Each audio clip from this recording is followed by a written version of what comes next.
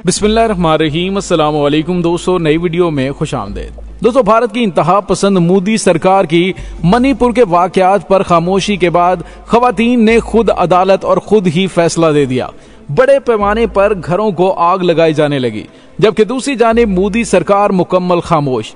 Video की तफसील में जाने से पहले आप देख रहे हैं हकीकत की दुनिया डॉक्टर अली के साथ। हमारा चैनल सब्सक्राइब करके घंटी के निशान को दबाना मत भूलिएगा।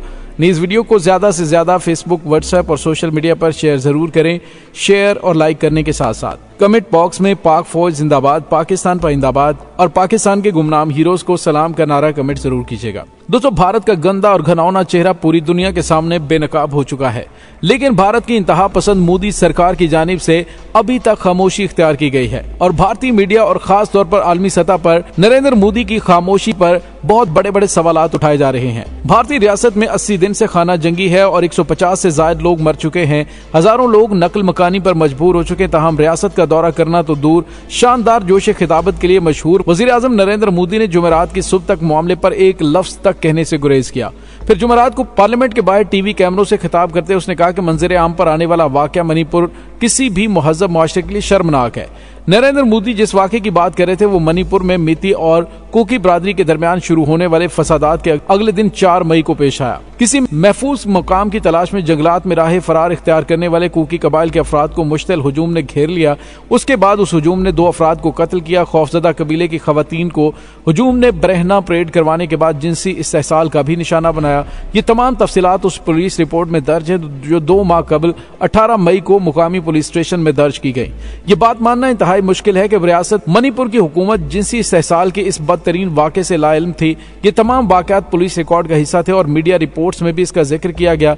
अगर वजीर आजम अपनी पार्टी के रहनुमा और मणिपुर के वजीर आला एन बाइजन सिंह पर लगे इल्जामात की जांच करवाने की जहमत गवारा करते, जो किसी आईनी रहनुमा की बजाय मिती कबाइल के सरप्रस्त का किरदार अदा कर रहे थे, तो उन्हें रियासत में पुरतशद्दुद वाकयात की शिद्दत का अंदाजा होता। लेकिन उसने इस मामले पर पहली बार उस वक्त लब कुशाई की जब वाकये की वीडियो वायरल हुई और उसने दुनिया के सामने खवातीन की इस जलालत का राज फाश कर दिया, जिसके बाद मोदी और वजीर आला ने इस वाक़े पर बोलना मुनासिब समझा।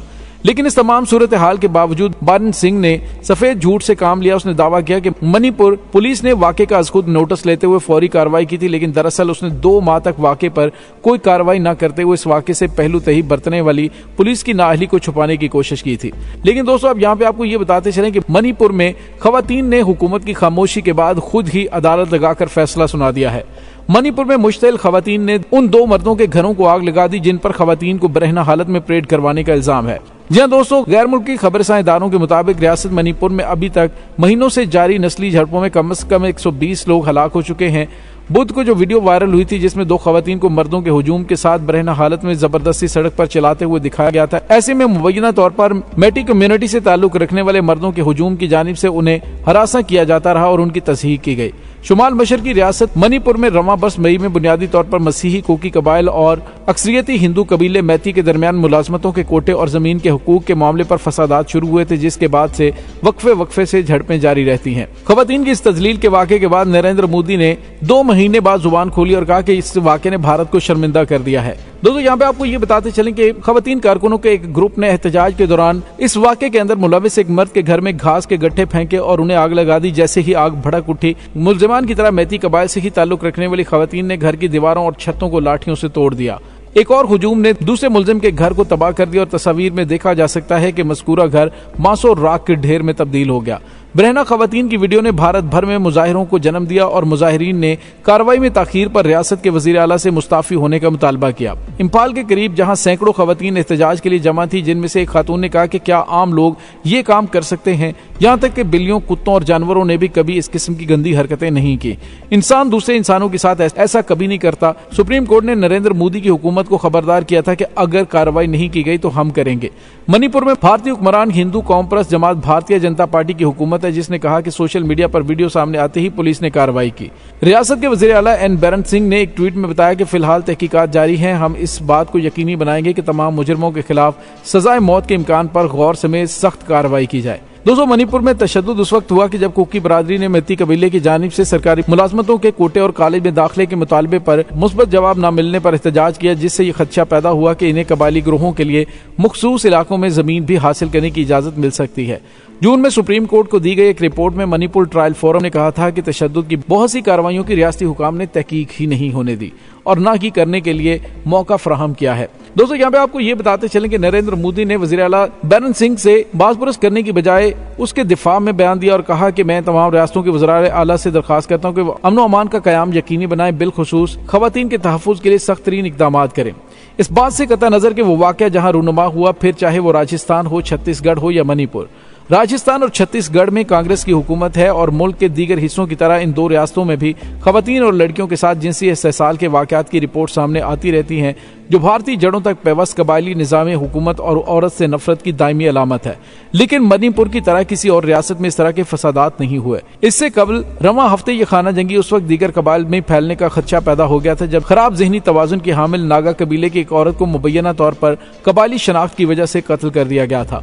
मणिपुर में होने वाले बदतरीन और हौलनाक वाकयात का दीगर रियासतों में होने वाले वाकयात से मुआवजा दरअसल हकीकी सूरत हाल से सरफे नजर करना है। हत्ता कि जब इंतहा पसंद मोदी ने बात की तो उसने भारतीय वजीर आजम की बजाय भारतीय जनता पार्टी के रहनुमा के तौर पर गुफ्तगू की। दोस्तों, यहाँ पे आपको ये बताते चले कि इस वक्त भारतीय मीडिया और खसूसन इंटरनेशनल मीडिया में भारत की इंतहा पसंद मोदी सरकार का घनौना चेहरा न सिर्फ बेनकाब हो चुका है बल्कि उस पर आवाज भी उठाई जा रही है कि भारत खवातीन के लिए महफूज मुल्क नहीं है। ये बात मानना इंतहाई मुश्किल है कि रियासत मणिपुर की हुकूमत जिनसी इस्तेसाल के इस बदतरीन वाक़े से लाइल्म थी। ये तमाम वाक़यात पुलिस रिकॉर्ड का हिस्सा थे और मीडिया रिपोर्ट्स में भी इसका जिक्र किया गया। अगर वजीर आजम अपनी पार्टी के रहनुमा और मणिपुर के वजीर आला एन बाइजन सिंह पर लगे इल्जामात की जांच करवाने की जहमत गवारा करते, जो किसी आईनी रहनुमा की बजाय मित्ती कबाइल के सरप्रस्त का किरदार अदा कर रहे थे, तो उन्हें रियासत में पुरतशद्दुद वाकयात की शिद्दत का अंदाजा होता। लेकिन उसने इस मामले पर पहली बार उस वक्त लब कुशाई की जब वाकये की वीडियो वायरल हुई और उसने दुनिया के सामने खवातीन की इस जलालत का राज फाश कर दिया, जिसके बाद मोदी और वजीर आला ने इस वाक़े पर बोलना मुनासिब समझा। लेकिन इस तमाम सूरत हाल के बावजूद बैरन सिंह ने सफेद झूठ से काम लिया। उसने दावा किया कि मणिपुर पुलिस ने वाक़े का अज़ खुद नोटिस लेते हुए फौरी कार्रवाई की थी, लेकिन दरअसल उसने 2 माह तक वाक़े पर कोई कार्रवाई न करते हुए इस वाक़े से पहलू तही बरतने वाली पुलिस की नाअहली को छुपाने की कोशिश की थी। दोस्तों, यहाँ पे आपको ये बताते चलें कि भारत की इंतहा पसंद मोदी सरकार पूरी दुनिया के अंदर भाषण तो देती हुई नजर आती है कि उनका भारत बहुत ज्यादा तरक्की कर रहा है, चांद पर चंद्रयान मिशन भेजा जा रहा है, लेकिन खवातीन की तजलील और छोटी गंदी सोच न कभी इनकी तब्दील हुई है और न कभी होगी। खुद भारतीय वजीर आजम जब गुजरात का वजीर आला था तो उसने क्या किया था, ये ऑन द रिकॉर्ड मौजूद है। गुजरात का कसाब कहने पर बिलावल भुट्टो के खिलाफ तो इन्होंने काफी ज्यादा आवाजें बुलंद की थी और भारतीय मीडिया पर बड़ी चर्चा हुई थी, लेकिन उन्हें अंदाजा नहीं है कि अमेरिका ने और दीगर ममालिक ने मोदी के अपने ममालिक में दाखिले पर पाबंदी आयद कर रखी थी जब वो वजीर आला गुजरात था। तो जो वजीर आजम इसी बुनियाद पे बना हो कि वो अकलियतों के साथ नारवा सलूक रखेगा, तो उससे किसी किस्म की रियायत की कोई तवक्को भारतीय अवाम को नहीं रखनी चाहिए। दोस्तों, इस तमाम सूरत हाल के बारे में आपका क्या कहना है, कमेंट सेक्शन में अपने ख्यालात का इजहार जरूर कीजिएगा। इंशाल्लाह बहुत जल्द मिलते हैं एक नई वीडियो में। तब तक के लिए अपना बहुत सारा ख्याल रखिएगा। पाक फौज जिंदाबाद, पाकिस्तान पाइंदाबाद, पाकिस्तान के गुमनाम हीरोज को सलाम, अल्लाह वारिस।